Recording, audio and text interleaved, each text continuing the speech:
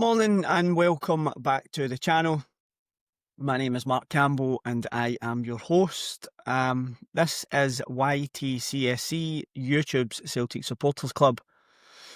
We're going to do a video just to continue what was going on from yesterday with Celtic's tone deaf meeting and message. Just want to go over a wee bit of that and also to touch on what I think Celtic fans should be doing. Kind of protest that I think we should be doing that will hit Celtic hopefully in the right place.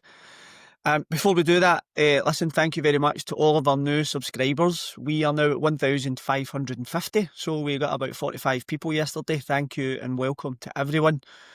Gavi Boy has made a good point actually. Look, we keep talking about 2,000. Let's get to 1888 first. Let's get to 1,888 subscribers. That is a great milestone to hit. The year that the club was founded. So let's get there. Let's go for this 1550 to 1880, which would be amazing. So if you've not subscribed, and as I said yesterday, about 80% of people watching have not subscribed, just click the button. Just get it done. Doesn't cost you anything. It's free, and you get a wee bit of Celtic content whether you want to watch it or not. If you get sick and tired listening to my voice, you can pop on Axum or whoever else you want to watch. Before we get into it, we do a free giveaway every single month on YTCSC. We'll give away wee t-shirts, we'll give away wee wall art like you're seeing behind me there. To this month, it's a wee poster, Billy McNeil poster. It's a wee canvas thing. You've seen the black and white background. You've got the nice Billy McNeil Celtic top, the number 5, and it's got his signature on it. It's not obviously his real signature, but it's signed Billy McNeil. You've got the years he won the league. It's his appearances. What he won 9 league titles, 7 Scottish Cups, 8 League Cups, and 1 European Cup. And it's got some pictures of European Cup and things like that. So if you've got any wee boys or if you've got a Celtic room, that would be a nice thing to hang up. Absolutely free. All you need to do to win that is just comment your name. Just comment your full name and we'll do a draw at the end of the month and I'll get that posted off to someone. Okay, so without further ado, let's get into the video.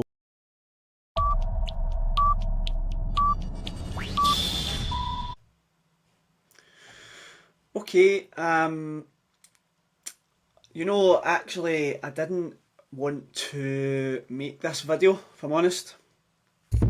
I honestly had hoped, really hoped, that the Monday meeting between the Celtic board and the fans would finally be a turning point. I hoped. I think like most of us, being totally unrealistic, but we lived in hope. And one of the comments I got from one of our regular followers is, it's the hope that kills you with Celtic, and that certainly seems to be the case. So I was hoping that maybe, just maybe, we'd see a bit of humility from those running our club. But what did we get instead? For me, another masterclass in arrogance. Let's be honest, that meeting actually told us everything that we need to know. The board don't listen. The board don't learn. And I'm of the opinion now that the board actually don't care. And that is a horrible thing to say, right? And it's something that I didn't want to admit to and get into my head. But actually I'm at the point now of agreeing and thinking in my head, they don't care. They don't actually care what the Celtic fans think or want. Okay, so you had Michael Nicholson sitting there, Chris Mackay was beside him, you had a table full of so-called executives who think they're running the business, or a business, not a football club, which is partly the problem for me. So what happened then is fans raised real issues. the issues were the lack of a footballing strategy, the fact that we have a joke of a transfer policy, the crumbling state of our holy paradise, our Celtic Park, the place where we call home. And what did we get in return? We got excuses, we got deflection, and we got a complete lack of accountability. I'm not going to read that statement out. I think all the other channels have read the statement out that Celtic have put out. But it's beggars belief again. It's kind of another version of that ChatGPT statement that they put together. And it, again, is a complete lack of accountability by the Celtic board, which is unbelievable. So they actually said the problem isn't their leadership, it's our perception of their leadership. I mean, I'm catching flies here because I'm gobsmacked. It's mad. As if fans who've been going to Parkhead for decades, spending thousands every year, as if they don't understand what's happening to their own football club. Come on. Okay, so it's not our perception when we see that our stadium is rusting. We see that it's crumbling. We see broken TVs. We see the state of some of the things at Parkhead. It's not perception when we see the team look short every transfer window. It's not perception when we keep getting humiliated in Europe. And humiliated is exactly what happened with Kairat. A team of that ilk knocking us out. Look at the scores that they've had. They've been absolutely hammered in the 2 games that they've played. We've not done much better, to be honest. We've not done much better. I'm glad we're not in the Champions League with this team, by the way. I'm not going to lie. Because we would have been a Kairat and we would have been smashed. But it's not perception when the same small circle of non-executive directors keep making the same bad decisions year after year after year after year. That's not perception, that's reality. That's what's happening. That is what we see every year.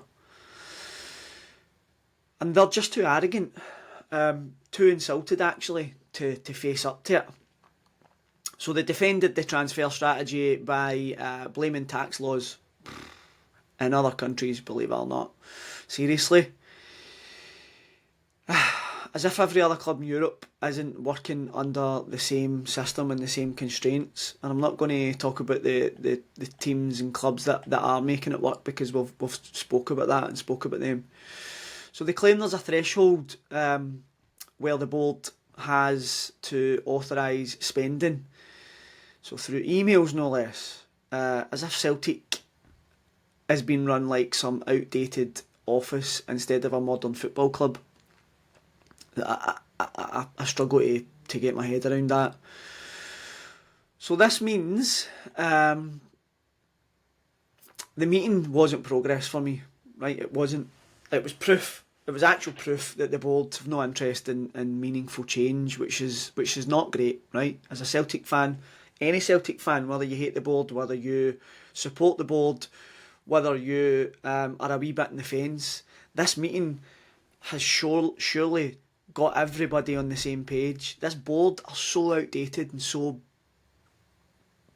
backwards that they're hurting the club. So the Celtic Fans Collective, they came away saying it made things worse. I agree with that, right? I totally agree with that. And the club showed a complete lack of humility, awareness and accountability. So I agree with that. I totally do.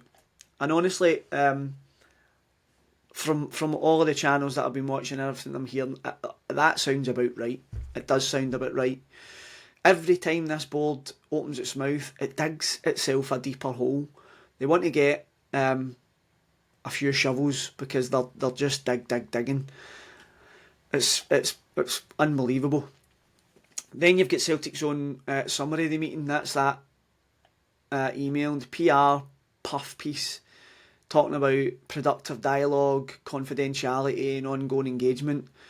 It's the same corporate spin that we've heard for years. There's no substance to it, no action, no nothing. It's just noise, and it's not what we need at this moment in time. As Celtic fans, it is definitely not what we need. So the truth is simple. They think this will blow over. Oh, how wrong are they? They think we'll moan online for a week or two and then we'll rush out and buy the new top.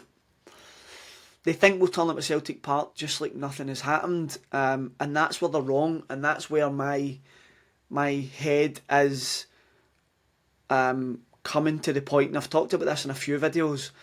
I don't agree with silent protests. I don't think they help the team.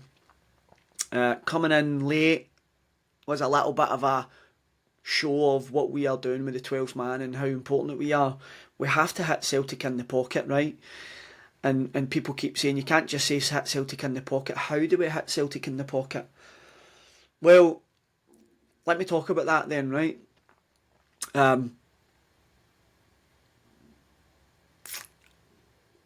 What's happening now is not just a few fans on Twitter, right?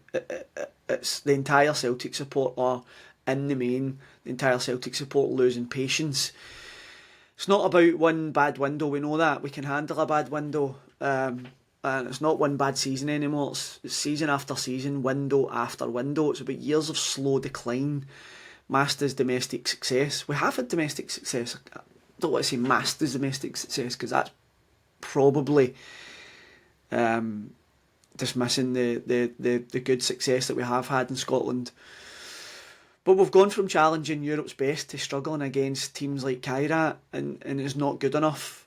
And while the fans are dreaming big of having a nice run in Europe and being that club that everybody talks about, again, the board just dreams of balance sheets. They just dream about money coming in, and that's where I think it's important to take a step back. That's what they are all about. They are all about the bank balance. They are all about the balance sheet. And how do you affect that?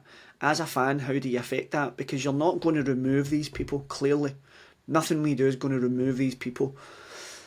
The reality is they won't listen to the Celtic fans, right? We've got that. I think we've got that now. They're not going to listen. They don't care what we say. They won't really listen to the media either, I don't think. Who they will listen to, and this is my big point, is their biggest sponsor, Adidas. I've been saying it for weeks now, right? Adidas are the key for me. And let me explain why. Money talks. Money does talk to these people. They care about how much money comes into the club. They care about how much goes out of the club. And right now it's the only thing that's getting their attention. I think the only reason they sat down with the Celtic fans was due to an impact that they're currently seeing. Tickets for Europa not being taken, tickets for the match day not being taken, and some of the kit and stuff not being bought. So, Adidas is one of the biggest football brands in the world. We know that. They care about reputation, they care about image, and they care about numbers. If Celtic's merchandise suddenly takes a sharp drop, if Adidas start seeing the reports showing a huge decline, they're not going to stay quiet. Adidas will not sit and be happy. They have paid Celtic a shed load of money for this 10-year contract. If their shirt and merchandise sales fall through the floor, they'll start asking questions. And if they start asking questions, what's going to happen? So for me, what's going to happen is Adidas will go straight to the board and they'll be like, what is happening? What is happening, Celtic? Why are your fans boycotting? And Celtic will have to open up and talk to them. That, for me, is how we get Celtic to listen. Not through letters, not through quiet protests, not through polite meetings. It has to be through action now, right? And Adidas are the key to this for me. So this is what I'm calling for. No more buying Celtic merchandise. No shirts, no scarves, no training gear, nothing. Don't buy a single thing. Don't spend any money in the Celtic shops. Don't spend any money on Celtic online. Not until this board actually shows real change, which I don't know when that will be. I think it's when they start to see the real pinch, or when they get the knock from the Adidas man on the door. What the hell is going on? So don't do anything until they prove they respect the fans and the values of the club, because right now I don't think they are doing that. Until they've done it, then keep your hand in your pocket. This isn't about turning against the team, far from it, right? I don't want us to turn against the team. We need to support the team. We love Celtic, we love the team, and we need to keep that in the forethought of our mind. We'll still sing every match, we'll still back the players, but the board, they've had it too easy for too long now, and they were like a piece of chewing gum on their, and I don't want to swear, but we're a piece of chewing gum on their shoe, trying to get us off. That's how they treat us, with contempt. And they've used our loyalty as a shield for their failure for far too long. It's been far too long. So if we keep feeding them money, they're never going to change. If we keep buying tops, if we keep buying scarves, if we keep buying merchandise, Adidas merchandise, this is not going to change. It's not going to go away. But if Adidas start demanding answers, if the balance sheet starts taking a downwards turn, the board have got to listen. They will have no choice. It has to be a financial thing. Celtic fan and Celtic Football Club is not theirs, right? We are Celtic fans. It's ours. We have been the lifeblood of this club for the whole time that it's been alive. The board members don't own it. They're the ones that get paid a fortune to come here. You seen when we scored the winning goal, Peter Lawwell on his phone, no ball on his backside. You're a Celtic fan, are you? Are you a Celtic fan? We've just scored the winner against Motherwell. You don't look like a Celtic fan, mate. So the club's ours. It belongs to the fans that fill the stands. We know that. We passed that badge down through generations. It's came down a few from yourself, and you're passing it down right now. It came from my dad, and my wee boys now got it. And that's what you call a Celtic fan. It's in the family. We bleed green and white for Celtic. It sounds stupid, but you do. You bleed green and white. You spend all your money. You go to every game that you can. So Celtic fans, in my opinion, built the club. And we're not going to let a handful of out of touch, businessmen run the club into the ground, right? So yes, it's time for action. It's time for unity. And it's time for a boycott. No more empty promises. No more excuses. No more perception problems. I'm fed up with the whole lot of it.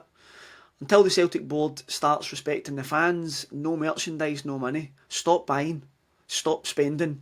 Don't buy your kid the Celtic top. Don't buy them the new scarf. Don't buy them anything.